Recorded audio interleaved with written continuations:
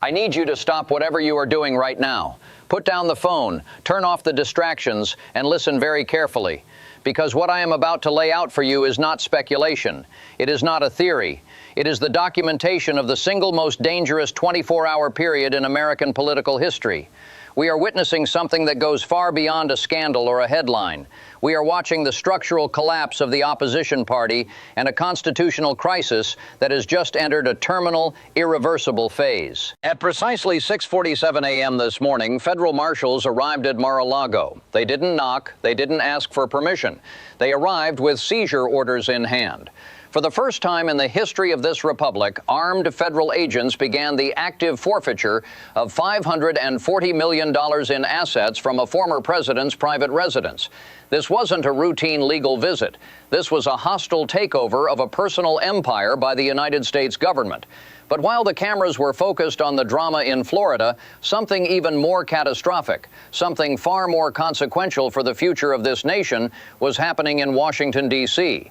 At 7:43 a.m., less than 1 hour after the marshals breached the gates at Mar-a-Lago, 3 Republican Senate leaders walked into Mitch McConnell's office.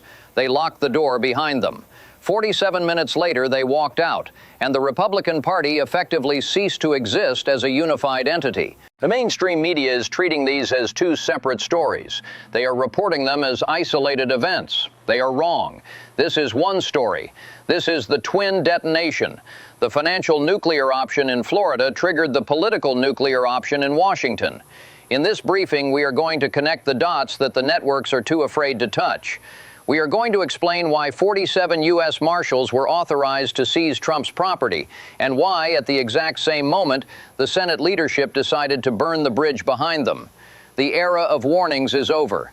The era of consequences has begun. Let's start in Florida. To understand the magnitude of this, you need to understand the scale of the operation that took place at dawn. This wasn't a document retrieval. This wasn't a search warrant for paper.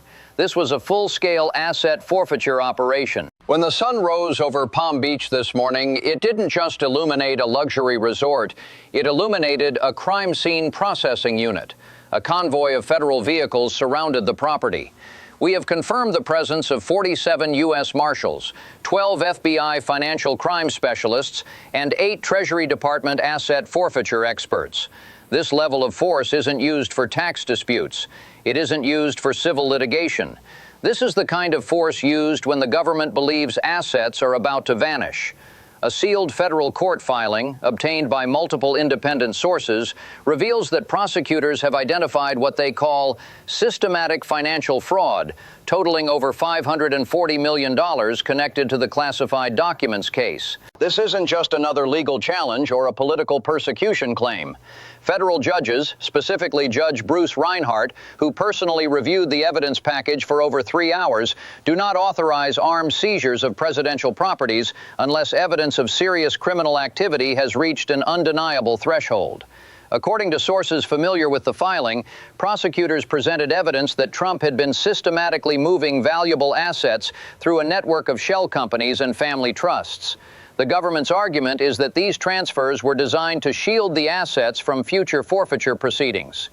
The sealed motion reportedly details transfers totaling $340 million in just the past 6 months alone. We are talking about artwork. We are talking about rare historical books.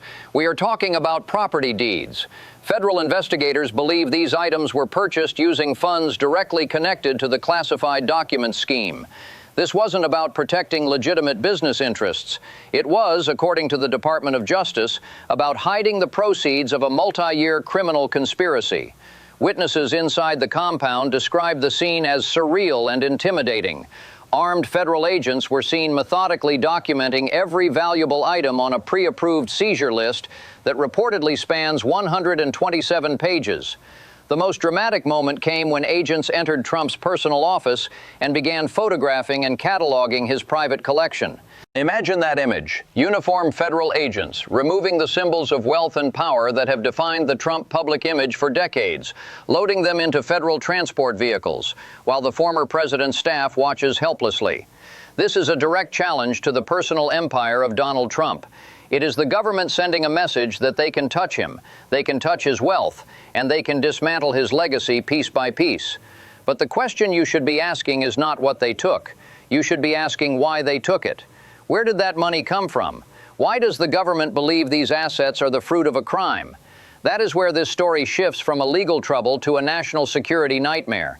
Because the allegation isn't just theft, the allegation is treason. What I am about to tell you is the part that has intelligence officials awake at night. It is the reason why this situation has escalated so rapidly from a political dispute to a national emergency. If you think this raid was about tax evasion or about undervalued properties, you are missing the entire picture. The federal government does not send 47 marshals to seize a home over a tax dispute.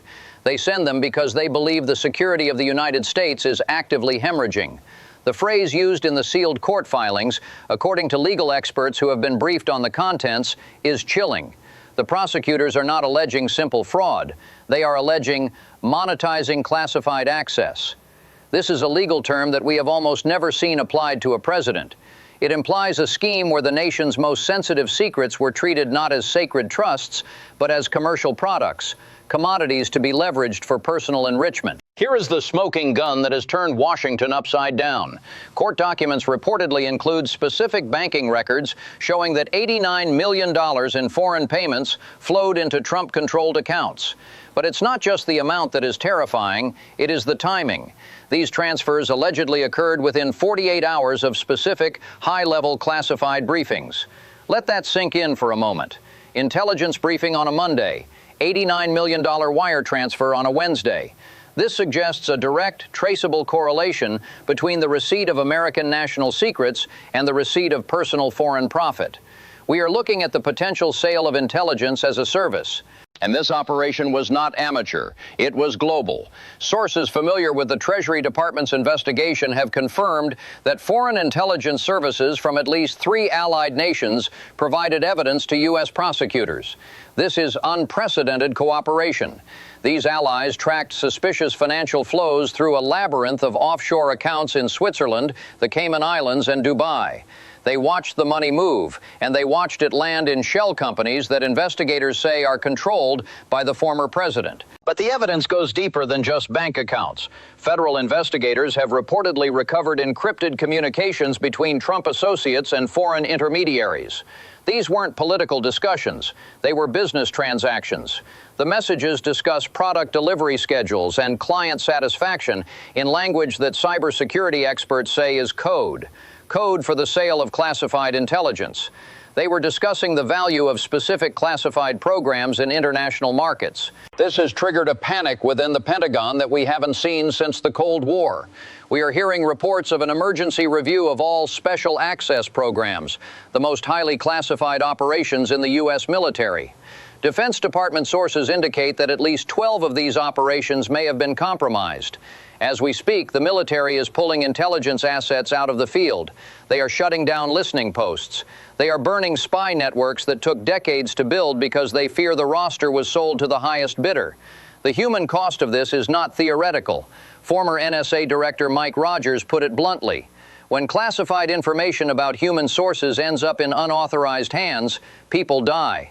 We are receiving reports that foreign intelligence services have warned the CIA that several of their assets, people who risk their lives to provide information to the United States, have gone missing or have been killed under suspicious circumstances. This is the reality of what the marshals were looking for. They weren't just taking artwork to pay a fine. They were seizing evidence of what could be the largest intelligence betrayal in American history. And this revelation, the sheer, undeniable weight of this evidence, is exactly what triggered the explosion in Washington. Because while the money was being counted in Florida, the political firewall in D.C. was burning down.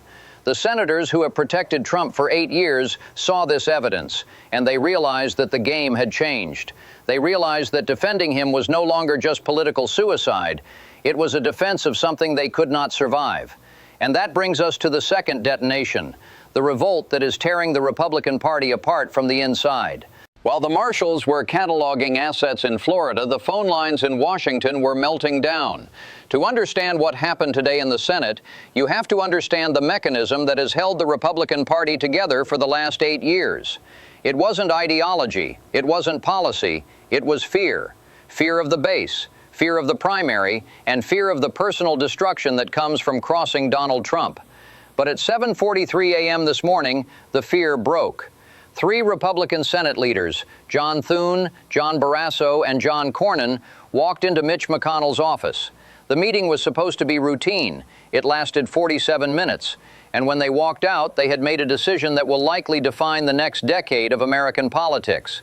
The catalyst was a phone call placed by Donald Trump at 2:17 a.m., demanding an immediate vote on what he calls the Emergency Powers Expansion Act. He delivered an ultimatum: pass it by Friday, or he would primary every single one of them. He threatened to campaign against Republicans in their own states. But then the leak happened. At 6:30 a.m., an audio recording began circulating among senior Republican senators. It was a recording of Trump privately telling an aide, "I do not need the Senate. These people work for me." McConnell played that tape in the meeting. He played it twice. One source described the silence in the room as suffocating. Every person in that office understood what they were hearing. This was not a president frustrated with Congress. This was a president declaring Congress irrelevant. John Thune spoke first.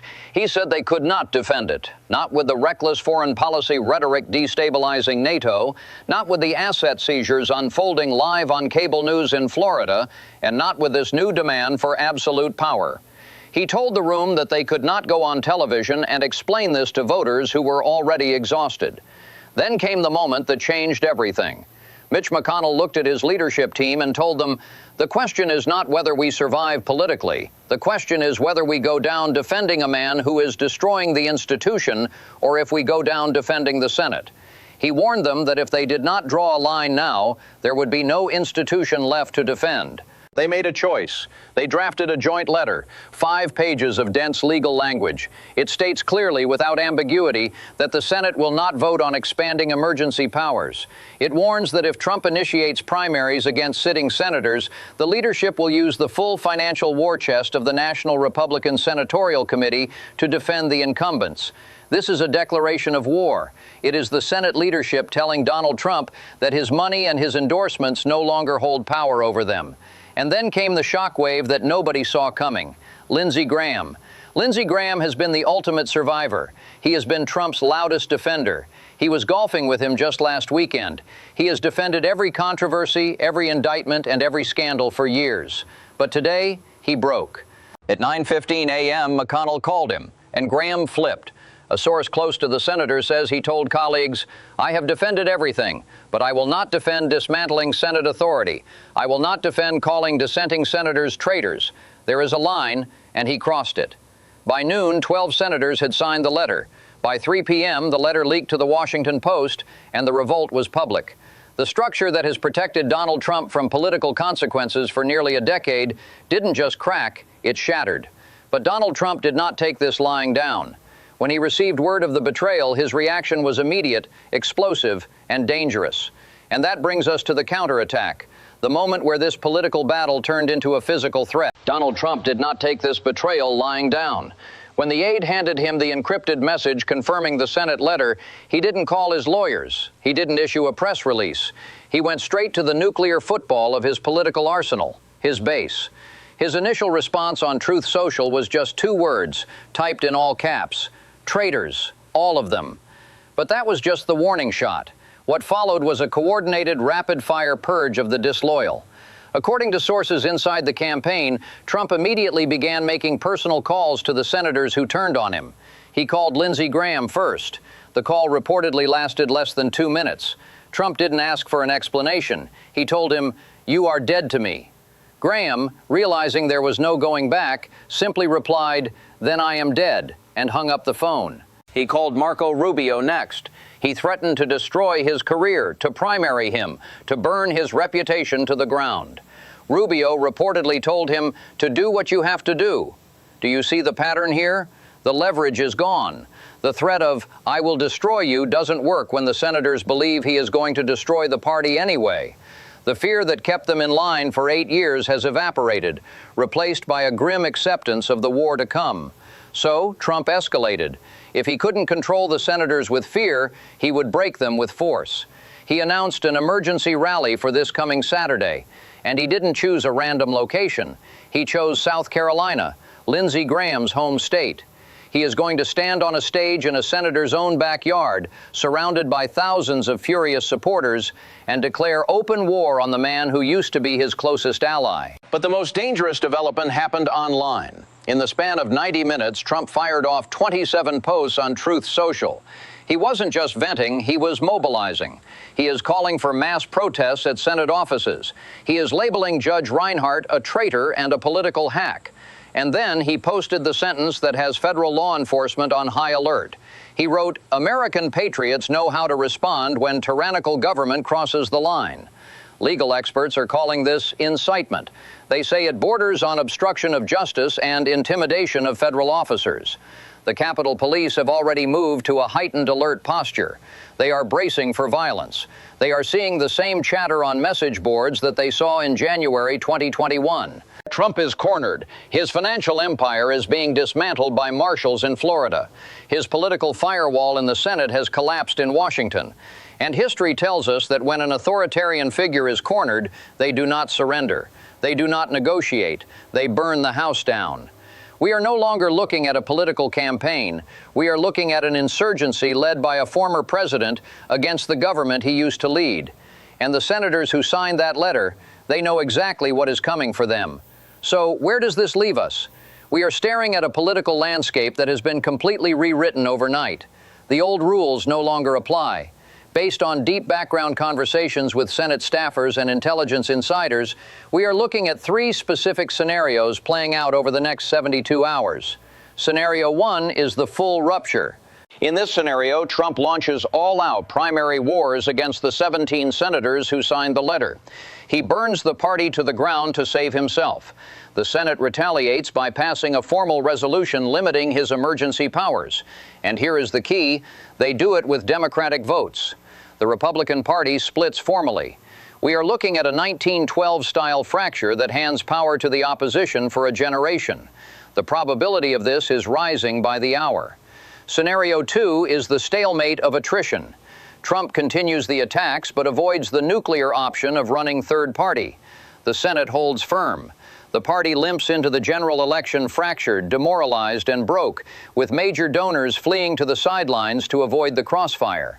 This is the slow death of a major party. Scenario 3 is the total collapse. This is the scenario that keeps the Secret Service up at night. The financial investigation in Florida produces a smoking gun so undeniable, perhaps a wire transfer directly from a hostile nation, that even the House Republicans are forced to abandon him. This is the most dangerous scenario because it leaves a former president with only one option: inciting civil unrest to protect himself from prison. While the Republicans are tearing themselves apart, the Senate Democrats are watching with what can only be described as political judo. Chuck Schumer has ordered his caucus to stay completely silent. No victory laps, no mocking tweets, no press conferences. Why? Because if they attack, Trump can unite the Republicans against a common enemy. By staying quiet, they force the Republicans to fight each other. They are stepping back and letting the Civil War happen. But for the American people and for the global economy, this is not a game of 3D chess. This is a crisis of stability. Corporate America has finally weighed in. The U.S. Chamber of Commerce, the single biggest donor bloc for the GOP, issued a statement this morning demanding constitutional stability. That is boardroom code for stop the chaos or the money stops. They know that markets cannot function if the rule of law collapses, and the world is watching. We have received reports that the Prime Minister's office in the UK, along with leadership in Germany and France, have issued back-channel diplomatic warnings. They are alarmed by the rhetoric targeting NATO allies and the instability of the American nuclear command structure. They are asking the same question you are: who is actually in charge? The encirclement is complete. Trump is facing pressure from the courts, from the Senate, from the donors, and from the international community. But he still has the one thing that none of them have: a movement that believes the system is rigged against them. And that brings us to the final variable. The one thing that could turn this political crisis into a physical confrontation: the base. History is happening in minutes, not years. We have a former president facing the seizure of his empire and the rebellion of his lieutenants on the same day. The mechanism of control, fear, has broken. But here is the variable nobody in Washington is talking about: the base. The senators have turned. The donors have turned. The judges have turned. But the voters, the 75 million people who feel the system is rigged against them, they are watching this seizure at Mar-a-Lago, and they do not see justice. They see a coup. They see armed agents taking property. They see politicians they voted for betraying the leader they chose. And if Trump convinces them that the seizure of his property and the betrayal of the Senate are part of the same coordinated conspiracy, we are not heading for an election. We are heading for a collision. The disconnect is total. In D.C., they think they are saving the Constitution. In the heartland, they think the Constitution is being shredded. And when two halves of a country look at the same event and see two completely different realities, the middle ground disappears. The guns are drawn. The safety is off. The Senate has locked the doors. The marshals have secured the perimeter. This is Apex Brief. We are monitoring the fleet. We are monitoring the Senate floor. And we are monitoring the money. Subscribe and turn on notifications right now, because the next 48 hours will decide if the Republic stands or if it fractures. We will see you in the next briefing.